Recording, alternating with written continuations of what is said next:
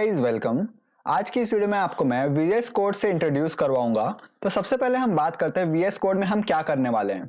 तो हम जितना भी पाइथन का कोड लिखेंगे हम वीएस कोड में ही लिखेंगे और वहीं पे हम रन करेंगे उस पाइथन के कोड को। तो सबसे पहले हम जानते हैं हम वीएस कोड को कैसे ऑन कर सकते हैं। तो वीएस कोड को हम दो तरीके से ऑन कर सकते हैं।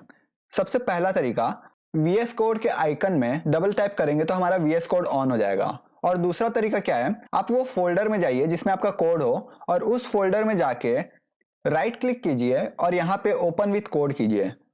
तो ये दोनों प्रोसेस ओपन यही विजुअल स्टूडियो कोड को ही करेगा, लेकिन मैं आपको बताऊंगा कि इसमें डिफरेंस कहाँ आएगी बाद में। तो मैंने यहाँ वीएस कोड को ऑन कर लिया है। तो जैसे ही आप ऑन करेंगे आपके पास कुछ ऐसा इंटरफेस आएगा। तो यहाँ पे लेफ्ट में है सेल्फ लर्निंग का पार्ट। आपको अगर वीएस कोड के बारे में ज्यादा जानना है तो आप यहाँ पे देख सकते हैं। और उसके ऊपर में कस्टमाइजेशन का पार्ट। आप यहाँ पे चाहें तो वीएस कोड को कस्टमाइज कर सकते हैं। तो जो बाय डिफॉल्ट आपके पास जो वीएस कोड आया होगा उसमें डार्क प्लस थीम होगा।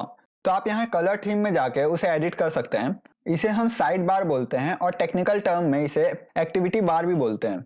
तो यहाँ पे आपको क्या क्या मिलता है, ये है एक्सप्लोरर। आप यहाँ से फाइल और फोल्डर को मैनेज कर सकते हैं। जैसे हमारे पास अभी कौन से फोल्डर में वीएस कोड ऑन है, हमारे पास यूट्यूब पाइथन के फोल्डर में वीएस कोड ऑन है। तो यहाँ पे YouTube पाइथन के फोल्डर में जितना भी फाइल या फोल्डर होंगे वो आपको यहाँ पे आ जाएगी। देखिए YouTube पाइथन का एक फोल्डर है और उसके अंदर में VS कोड करके एक फोल्डर है और एक फाइल है fruit.txt। तो आप यहाँ से नया फाइल भी बना सकते हैं, जो फाइल है उसे डिलीट भी कर सकते हैं। जैसे आप यहाँ चाहें तो न्यू फाइल में क्लिक कीजिए और यहाँ पे xyz.txt ये फाइल बना ली हमने। और आप अगर यहाँ पे देखेंगे तो ये देखिए xyz.txt फाइल यहाँ पे बन चुका है। ओके, और आप चाहें तो वैसे यहाँ पे फोल्डर भी बना सकते हैं। और यहाँ पे आपका रिफ्रेश का भी ऑप्शन है। और उसके बाद है ये सर्च बार। आप यहाँ पे जितने भी लंबा कोड में कोई सा वर्ड अगर सर्च करना चाहते हैं तो आप यहाँ से सर्च कर सकते हैं। और उस वर्ड को अगर रिप्लेस करना चाहते हैं तो आप यहाँ से रिप्लेस कर सकते हैं। और उसके बाद ये दोनों ऑप्शन को अभी छोड़ रहा हूँ मैं, क्योंकि ये सब आपको जब कोडिंग करना शुरू कर देंगे और उसके बाद पता चलेगा कि ये सब क्या है। और उसके बाद आता है एक्सटेंशन। आपको अगर वीएस कोड को मॉडिफाई करना है अपने अकॉर्डिंग तो आप यहाँ पे एक्सटेंशन में जाके कोई सा भी एक्सटेंशन डाउनलोड कर सकते हैं। तो मैं पाइथन के लिए एक्सटेंशन डाउनलोड करता हूँ। यहाँ पे आप भी अपने वीएस कोड में पाइथन का एक्सटेंशन डाउनलोड कर लीजिए। आप यहाँ लिखिए पाइथन और जो पहला पाइथन का एक्सटेंशन आएगा माइक्रोसॉफ्ट की तरफ से उसे आप क्लिक कीजिए और यहाँ पे आप इंस्टॉल नाउ में क्लिक कर दीजिए।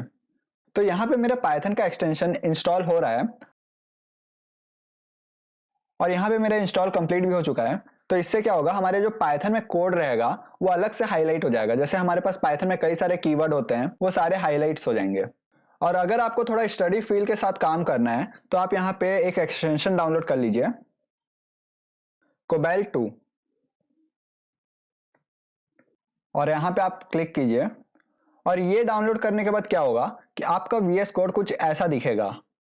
तो आप चाहें तो इसे डाउनलोड कर लीजिए। मैं अपने दूसरे पीसी में यही वाला थीम के साथ काम करता हूं। तो अगर आपको थोड़ा डार्क थीम के साथ काम करना है तो आपके लिए कोबैल्ट 2 सबसे अच्छा थीम हो सकता है। और अगर आपको लाइट थीम में काम करना है तो आप यहाँ पे सर्च कीजिए विंटर इज कमिंग, और वो वाला थीम भी काफी अच्छा थीम है। अब बात करते हैं टर्मिनल के बारे में। तो मैं ये सभी चीज को हटाता हूं अभी।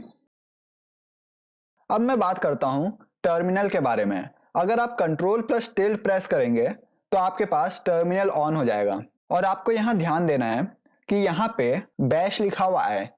जो विंडोज के साथ डिफॉल्ट टर्मिनल होता है वो होता है पावर शेल।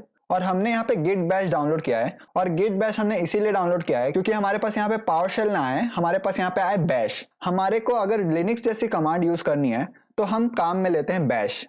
तो लिनक्स जैसी कमांड आपको क्यों यूज करनी चाहिए वो मैं आपको आगे के लेक्चर्स में बताऊंगा। तो आप ये टर्मिनल ऑन करने के लिए कंट्रोल प्लस टिल्ड दबा सकते हैं और टर्मिनल बंद करने के लिए भी कंट्रोल प्लस टिल्ड दबा सकते हैं।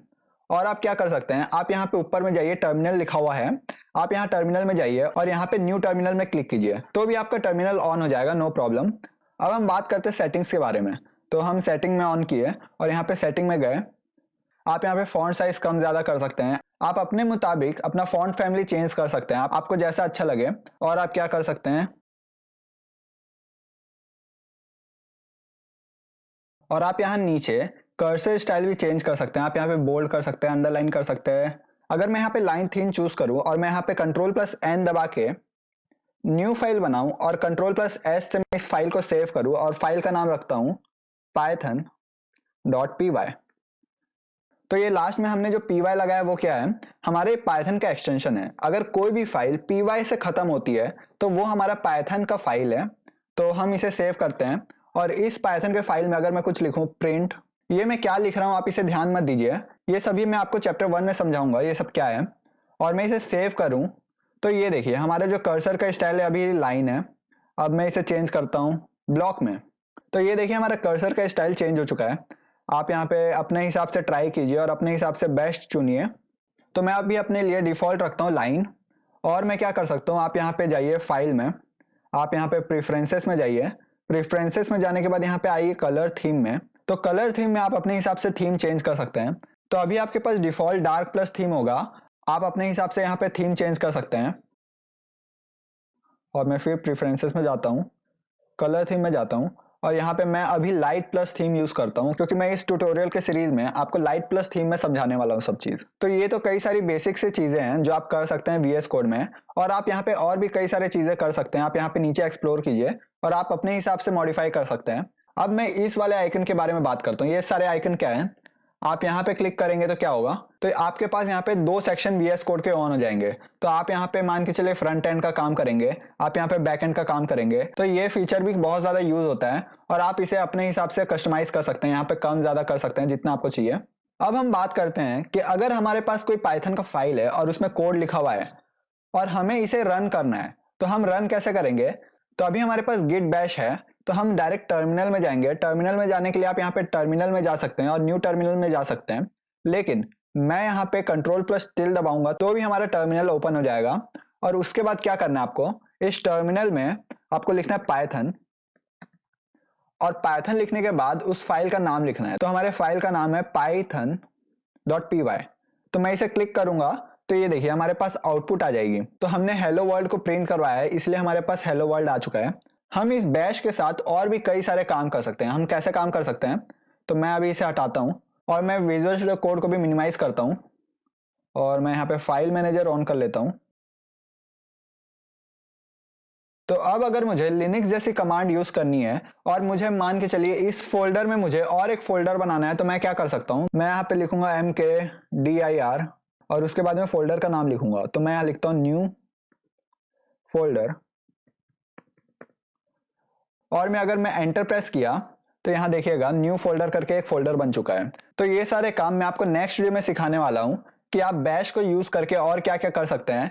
आप यहाँ पे फाइल क्रिएट कर सकते हैं, डिलीट कर सकते हैं, फोल्डर क्रिएट कर सकते हैं, डिलीट कर सकते हैं, और भी कई सारे काम कर सकते हैं। तो आप अभी तक जान चुके हैं कि VS कोड में हम कैसे काम करते हैं, और आपको एक्सटेंशन के बारे में मालूम चल चुका होगा। आपको अपने हिसाब से जैसा एक्सटेंशन सही लगे आप उसे डाउनलोड कीजिए और यूज कीजिए। और उसके बाद मैंने आपको बताया कि अगर आपके पास पाइथन का कोई स्क्रिप्ट है और आपको उसे रन करना है तो आप उसे कैसे रन करेंगे। आप टर्मिनल में जाएंगे और टर्मिनल में जाने के बाद पहले पाइथन लिखेंगे। और एक बात और, अगर आप विंडोज यूज कर रहे हैं तो आप लिखेंगे पाइथन, ओके। और अगर आप मैक यूज कर रहे हैं तो आप लिखेंगे पाइथन 3 और उसके बाद फाइल का नाम लिखेंगे, ओके।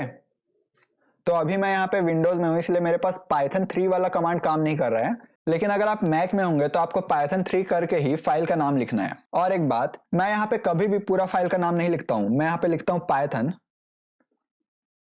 और मैं टैब प्रेस करता हूँ। तो टैब प्रेस करने से क्या होता है, ये देखिए मैंने यहाँ पे टैब प्रेस किया और मेरा ऑटो कंप्लीट हो गया। तो वैसे ही मेरे फाइल के नाम के साथ भी होता है। तो मैं यहाँ लिखा p, तो यहाँ देखिए हमारे पास अपने आप python.py फाइल आ चुका है। और आपको बार बार python.py फाइल लिखने की जरूरत भी नहीं है। आप क्या करेंगे, आप सिंपली अपर एरो की प्रेस करेंगे, तो आप यहाँ पे फिर से एंटर करेंगे तो आपका वो कमांड रन हो जाएगा। और अगर आपका यहाँ पे बैश नहीं आ रहा है, आपका यहाँ पे पावर शेल आ रहा है, तो आप यहाँ पे ड्रॉप डाउन मेनू में जाके बैश कर लीजिए। और अगर आपके पास ऑप्शन नहीं आ रहा है बैश का, तो आप मेरा लास्ट वीडियो देखिए, मैंने उसमें बताया है कि आप यहाँ पे बैश कैसे ला सकते हैं।